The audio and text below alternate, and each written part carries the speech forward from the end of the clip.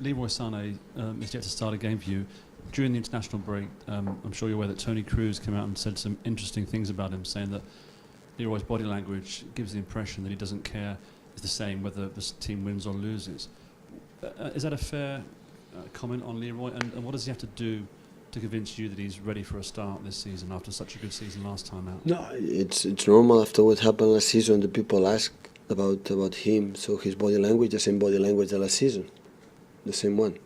And he was the best young player in the league. So Leroy was so important. He's so important. Will be so important for the club. So there's no doubt about that. But it's a challenge for him, but not just for him, for everybody. So a lot of concurrent people, a lot of nice strikers, non-midfield players.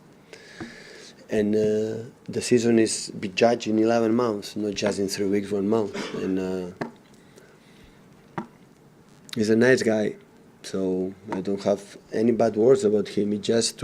We are here just to, not just on Leroy, and everybody to try to help them.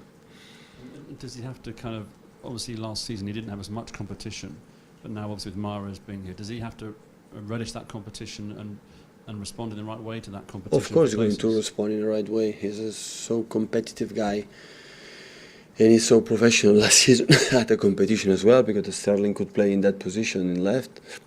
But in that season, Bernardo Silva last season was the first one, and maybe he started a little bit, starting in incredible condition, and he deserves to play. This, in Rush, when he played the 2 or 3 games he played in, for example, against Arsenal in away or last game here, he's playing good. So it's a challenge for all of them. It's a challenge for me, for the manager, to keep the level. It's a challenge for the players to keep the level and compete with his mates. It's the only way to maintain the level we achieved last season. It's the only way. So it's not about, I don't like you anymore, or I prefer this one or the other one. No, it's not, because I know them. When I don't like one player, at the end of the season, I go to the club, so I don't want to work with that guy. If it's possible, we're trying to change them. That is not the case. Everybody's here is because after 3 seasons, I want to work with them, and I think they want to work with us.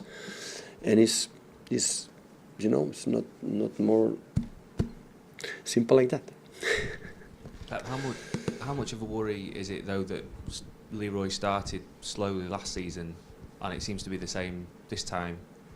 Seems to have had quite a slow start and not got up to the levels straight away. Well, sometimes it's some players is like in that way. Some players have at the end of the season a little bit down.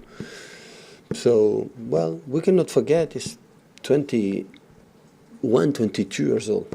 So we have strikers except Sergio. The other ones, they are so young. Riyad a little bit more, 25, 26, but Bernardo, Gabriel, Rush, Leroy, Brahim, the average is 21, 22. No, in Europe, and big clubs in Europe has this age. So, and sometimes you need, to see it. Well, to see the situations, and he will grow up, and we are going here. Believe me, the most important thing or the most important issue to have is try to help them to grow. Do you think he can play in the same team as Benjamin Mendy? Can they play together on that side? Of course. Seems quite frightening prospect if those two were together. Yeah, I said many times. Of course, he can play together. Of course, no doubts about that. Hi, Pep. Gareth Southgate was saying this week that for England to progress, what they really need are creative players in the middle. Does that add any pressure on you to speed up Phil Foden's development? Does it have any effect on you? No, I don't feel the pressure about that. I feel the pressure to win the games, but not the pressure, we do our best. I do my best, and when I think Phil is ready. I don't have doubts. I feel he's ready. Ready for England? Yeah. But not for City? Yeah, he's here. If he would not be ready, he would not be here. He's ready, and after, it's the same case with Leroy. He compete with David, compete with Gundo, with Kevin on his feet, with Dino, with top players. So if you see the big 10, 20 clubs in Europe in all the competitions, we have to see if one guy playing with 18, 19 years old. So yeah, maybe 1, 2, 3, but not too many. So his passion is incredible work guy. His work ethic is excellent. So.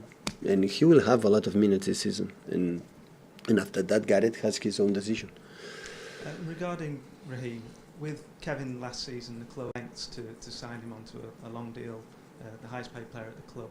Is Raheem at that sort of level, that the same sort of extents need to go to? No, I don't know about the salaries. The wages is business of the club. We were so delighted with Kevin last season because what I knew after 2 minutes they arrived in agreement. So both were agree what we wanted, and it was like this in one day. So, but sometimes it takes more time because every negotiation is completely different than the other one. So, but the important thing in that case is that we feel he want to stay, and he knows we want him to stay longer. So, but after that, we'll see. Hi Pep, Sam Lee from Goal. Yeah. You said this week in this interview about managing a national team if you get the opportunity.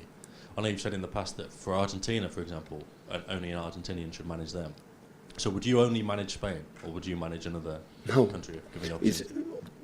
Guys, in our lives, we have dreams, we have likes we would like to do in the future. That doesn't mean it's going to happen. So when I started to be manager, I never thought we'd be here sitting today in September 2018 in front of you. So I would like, for the fact to play a World Cup, to play a European Cup, I would like to live that situation, you know, when I see the event, the World Cup, so I would like to be there. I had just one chance to do it like a football player, and when I don't know, in 8, 12, 14, I don't know, years, maybe it's happened, but it depends on me. Maybe, but I'm not selected, I don't want to be here. I know that. So normally in Argentina, because there are an excellent manager, has to be trained for the Argentina's people. And, you know, but there are many national teams. So you'd manage any a big European nation, for example? No, it's not, no, I'm not, you know, to say, no, I have to train in this kind of situation because no. It's just a dream I have, like a manager, like a person, but maybe it's happened, maybe not. You know, happen. When you dream, which country are you dreaming about? there must be one. Would you manage Spain? I think that is not going to happen. What is it about international management that appeals to you? Because in the documentary, what came across was that you like, daily interaction with your players. Could you do that? Could you go without that? Because obviously there's... Sorry, I didn't understand your question. Sorry. How would you cope with not having daily interaction with your players? Because in international management, there's a longer kind of gap where you don't work with the players every day. In that period, yeah, when we're a national team. Mm-hmm. Well, believe in that situation happened from the beginning. I'm not worried at all. In the fact, so the calendar is like this, the schedule is like this. I adapt. So it's the same. We have 4 or 5 injuries. Okay, it's what it is. So we're going to play in against Tottenham one day before play rugby. No, rugby is American football. So it's what it is. So I prefer not, but it's what it is. So why are you complaining? So in pre-season, we would like to make a different pre-season. It's what it is. Yeah, adapting. Just one training session to prepare a Fulham game. Okay. We're going to do our best today to know exactly what we have to do to beat them.